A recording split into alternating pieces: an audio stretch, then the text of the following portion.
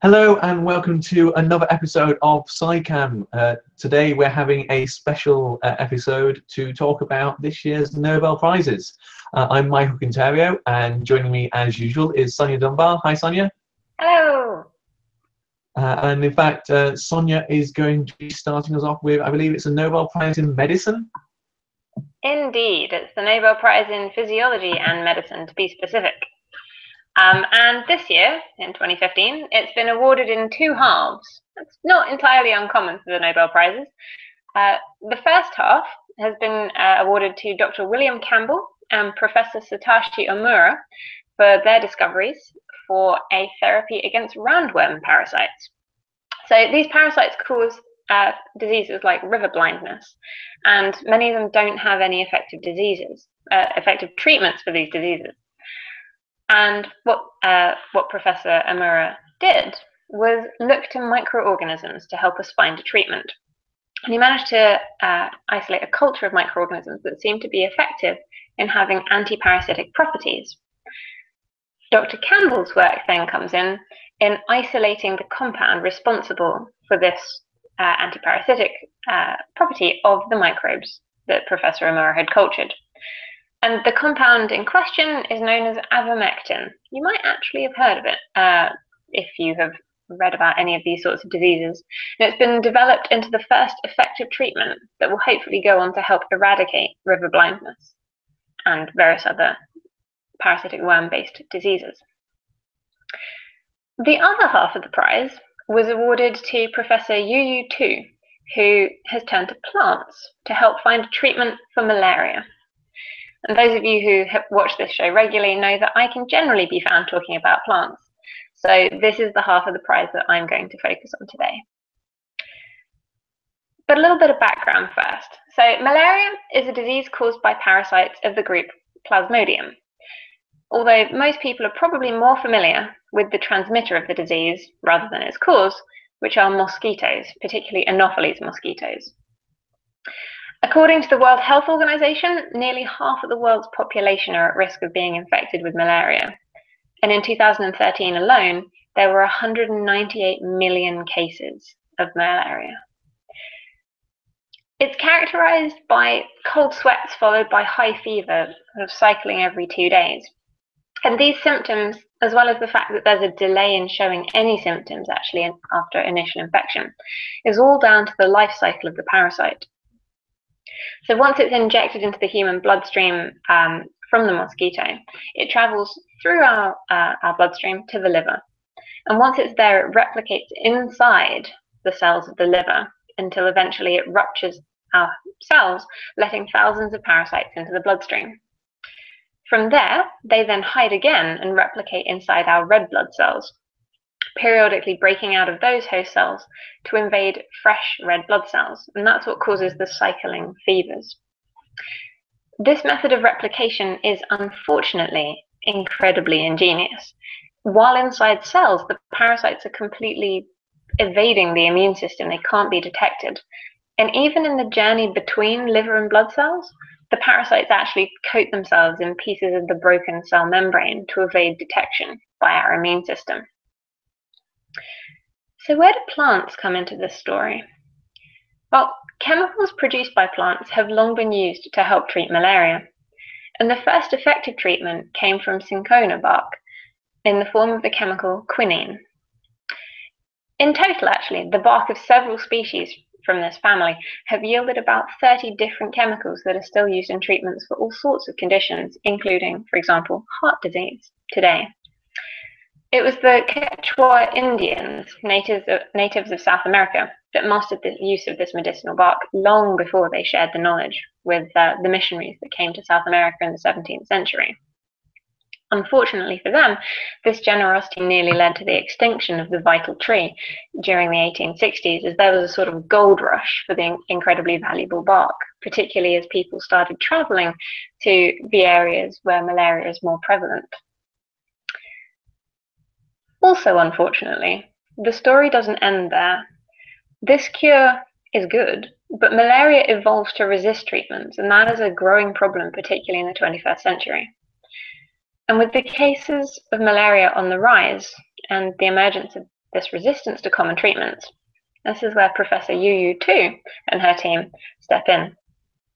Instead of the South American knowledge, they drew on traditional Chinese medicine to look for a treatment, and they searched through recipes that had been used historically to treat fevers.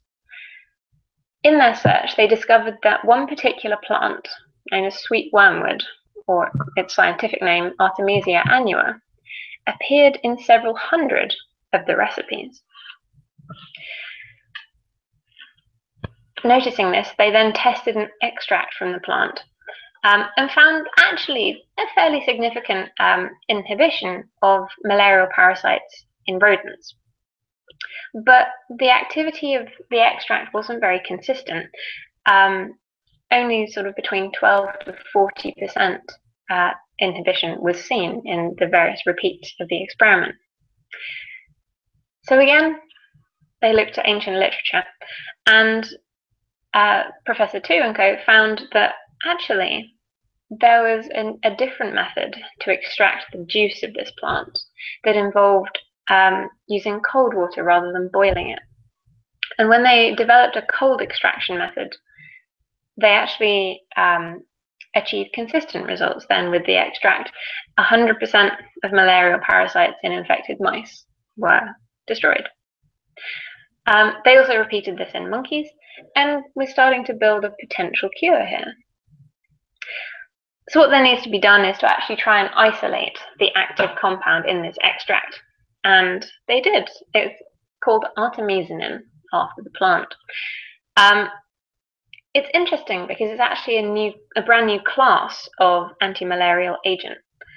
And although a small amount of resistance is starting to occur to it, compared to the other treatments that we have for malaria, it's really quite resilient to the parasite's evolution, because it tries to destroy the parasite at a much earlier stage when it's infecting the red blood cell.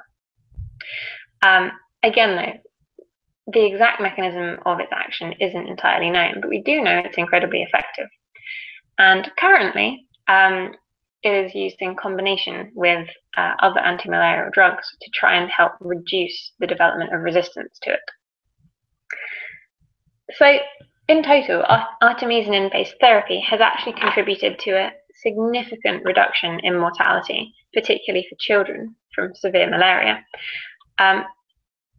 The World Health Organization have estimated that the global death toll from malaria in the last 15 years has declined by 50%, which, considering how many cases I mentioned earlier, is a very substantial number of people.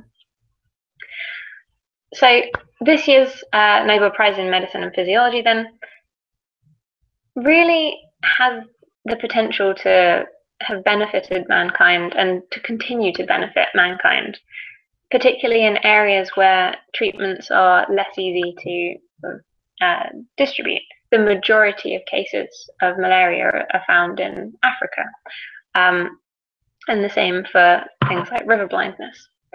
So hopefully our artemisinin cure will last a lot longer than anything else, and we might have malaria on the run. Thank you very much, Sonia. It's quite interesting. I kind of saw the reactions to this Nobel Prize on the internet, and it was vastly irritating because there were some people who were saying, "Oh, well, it's come from plants," just showing you that natural remedies are the cure for all ills. People not quite understanding the research that has gone in to take it from being in a plant to being something that is kind of so actively used. Yeah, and it's certainly true that although a lot of drugs actually do come from plant chemicals, a lot of them are actually sort of synthesized when they make it into our drugs or developed in some manner. Aspirin isn't just pure salicylic acid from willow bark, and the ivermectin that I mentioned earlier there's a more developed version that is the drug form, which has a slightly different name. But yeah, we use plants as inspiration for a lot of our cures. They've done a lot of the hard work of chemical synthesis for us, certainly. Yeah. Well, the Nobel Prize for Medicine is much more useful than the Nobel Prize for Physics this year. The Nobel Prize for Physics was given to something which is very much on the not theoretical physics side, but on the kind of like fundamental structure of the universe side, rather than on the sort of side of something that we're going to be using to make stuff soon. And what it was given for is a thing called neutrino oscillations. And you might not have heard of neutrinos particularly, because everyone knows in atoms you kind of have the nucleus with protons and neutrons, and then you have electrons around them. And electrons are fundamental particles, but protons and neutrons are made up of quarks. And those are another type of fundamental particle. And then when you start digging, you find actually that for as well as the up and down quarks, there are kind of like two extra pairs which have more mass. As well as an electron, there's a muon and a tau particle, which have more mass than an electron, but they otherwise look very similar. And then we had all those, and that was nice. I say we had all those. That's kind of one bit of it. We didn't kind of like get them all at once. We progressed through all of those. But back when a lot of research was kind of being done into kind of radiation and radioactivity, people were looking at a type of radiation called beta decay, where you get an electron or an anti-electron, a positron out. And the energies of these electrons seem to be a big range. Whereas normally we say, well, energy has to be conserved. So you'd expect you have one change inside the atom's nucleus, dropping in so much energy, which gives you an electron with that same amount of energy. But we were getting a range, and so some physicists initially thought, well, perhaps this energy conservation isn't quite so strong. Perhaps it only really you only really conserve energy over lots and lots of interactions, so you get this range. But a man called Wolfgang Pauli suggested that instead there was in fact another particle being produced that we weren't detecting, and that would solve the energy conservation problem, and also another few bits of conservation issues that they were having with the beta decay. And then Enrico Fermi picked up the idea later on. He gave the name neutrino to it because the original name, the neutron, had in fact been nicked by the particle which I just mentioned earlier, which is inside the nucleus of the atom. Yes, Fermi gave the name neutrino, which in Italian means little neutral one. And it actually took a while before these neutrinos were actually detected. Later on, the first direct detection was actually of an antineutrino. So in this beta decay, in some types of it, an antineutrino was produced. And then this would react later on with a proton, which will produce neutrons and positrons, anti-electrons. So then you get your positron, it collides with an electron, it annihilates, and you get a burst of energy, a gamma ray. And those were what was detected. So yeah, it is really difficult to detect because the neutron was hard enough because it doesn't have a charge. And normally a lot of time we detect things through their charge. Other times it can we can detect things because of their large mass. But yeah, neutrinos basically they barely interact with anything. You have tens of billions of neutrinos from the sun coming through every square centimeter per second. Well, if you draw a line away from the sun, and they just go straight through you. They just barely interact with anything, which is why it's so hard to detect them. Some of the experiments they set up to detect them involve great big vats of water, and you get, if you're lucky, one detection event a day, despite the billions upon billions that were flying through there. So as we set up these detectors, and we expected a lot of neutrinos to be produced by the sun in the nuclear reactions there. And we kind of had an estimate of how many neutrinos we'd expect that to produce, and so how many we'd be able to detect here on Earth. But the early experiments to detect these only got about a third to a half of the expected number measured. And people were wondering, are models of the sun wrong? Are models of neutrinos wrong? And in the end, what it turned out to be, and what the Nobel Prize is awarded for, is that neutrinos can oscillate between flavors. And this award was given to Professor Takaaki Kajita from the Super Kamiokande collaboration, and Professor Arthur B. McDonald from the Sudbury Neutrino Observation collaboration. And you'll notice that both of those are big collaborations, and this is one of the kind of things which is a bit of a shame about the Nobel Prize at the moment, in that it can only be given to individuals rather than groups. So even though lots of people are involved in experiments these days, like the detection of the Higgs boson, which won the Nobel Prize a couple of years ago, only a few people can be awarded the prize, which I think is a bit of a shame. But that's by the by. Moving back to the actual physics, what we've got is it turns out that when you have these nuclear reactions, you have these different flavors of neutrinos, the electron, muon, and tau neutrinos, which are produced by those. But all of those are what we call flavor eigenstates. There are also mass eigenstates, and generally speaking, for all like other particles that we get, basically the mass eigenstate is kind of the same as a flavor eigenstate. So electrons will have a mass, and if they have this mass, that basically as they propagate, they just stay the same thing. But these neutrinos, the mass eigenstates, which are called neutrino 1, 2, and 3, boringly, all have different masses, and all of the neutrino flavors are basically made up of mixtures, or what we call superpositions, of the different mass eigenstates, which means as they move, you get kind of what we call a phase difference between those different eigenstates, mass eigenstates. But then when you're detecting them, what actually matters is the flavor eigenstates. And because you've had, like, as they've been traveling along, these different mass states kind of basically travel differently. By the time they've got somewhere, they're now a mixture of different types of the flavor eigenstates, which means that there's a chance that when you measure those in your detectors, you get basically a different flavor of neutrino than you started off on. And well, firstly, this proves that these neutrinos had mass, which for a long time people didn't even know. They thought they might be like particles of light, photons. They might have no mass at all. And this oscillation proves that they have these different masses. We don't know what those masses are. We know they're really, really tiny, and we know the differences between masses because that affects how they oscillate between the different flavors of neutrino.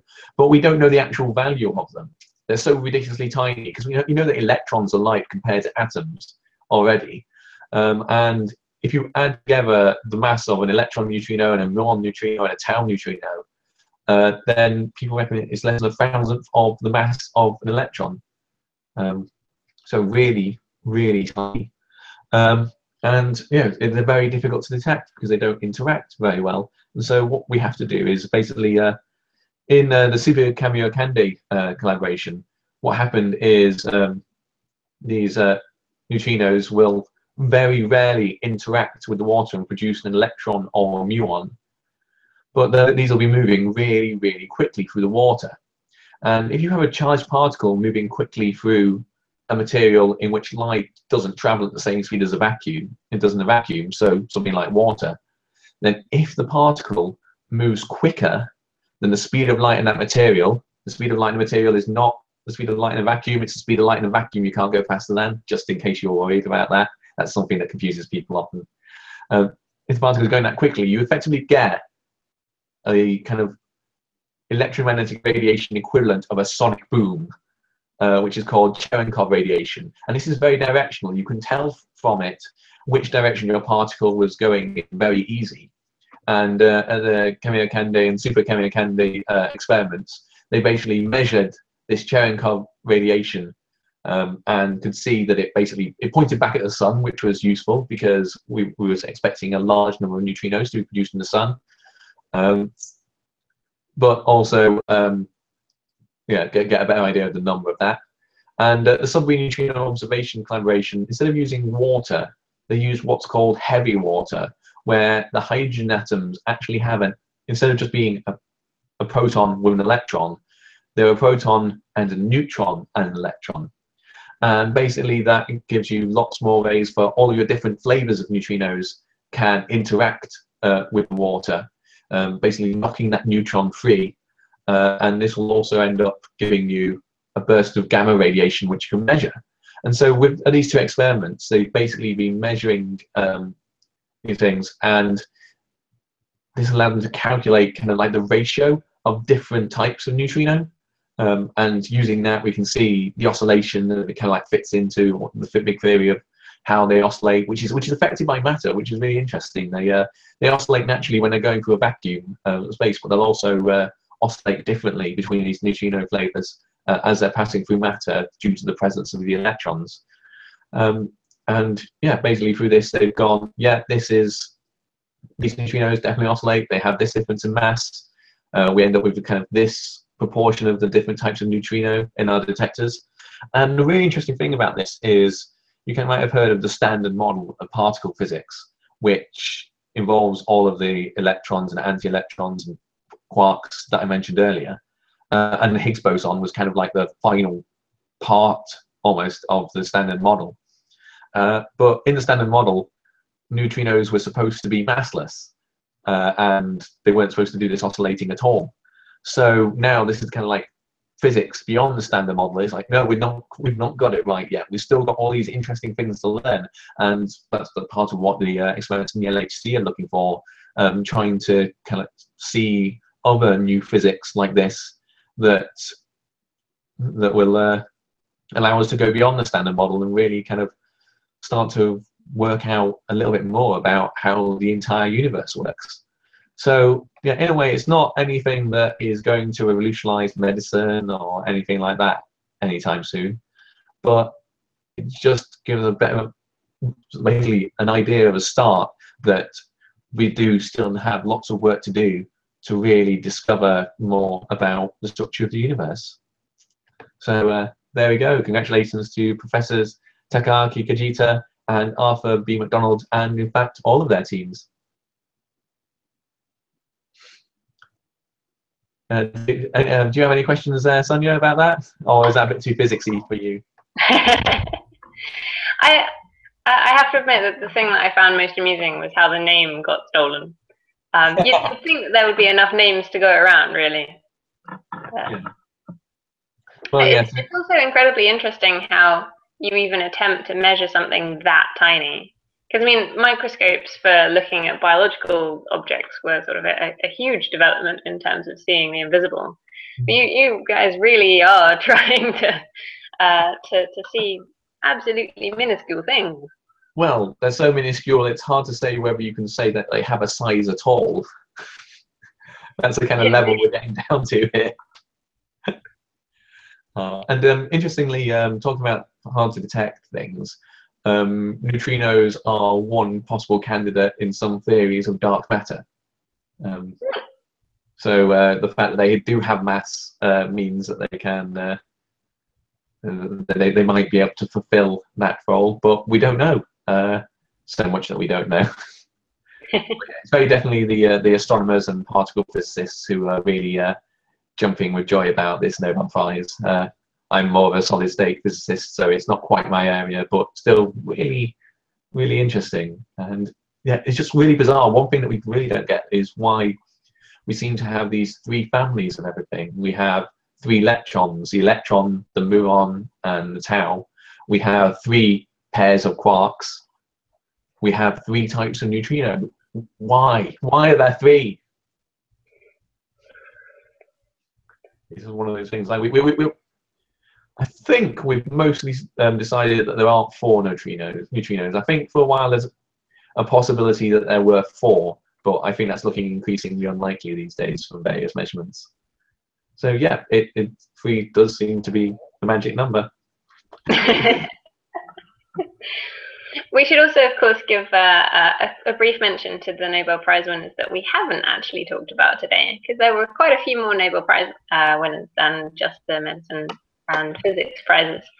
And it's worth saying that if you go to the Nobel Prize website, they do some beautiful scientific summaries of the various prizes. So they're an excellent accessible document if you want to find out more about any of the other awards from this year, or past years for that matter.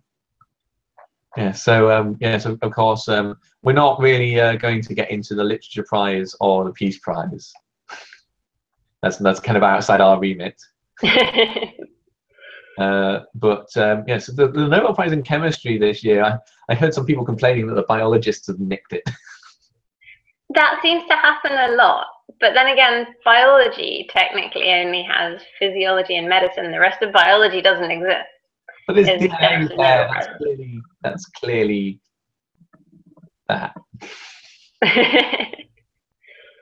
Maybe they should add another one. Who knows?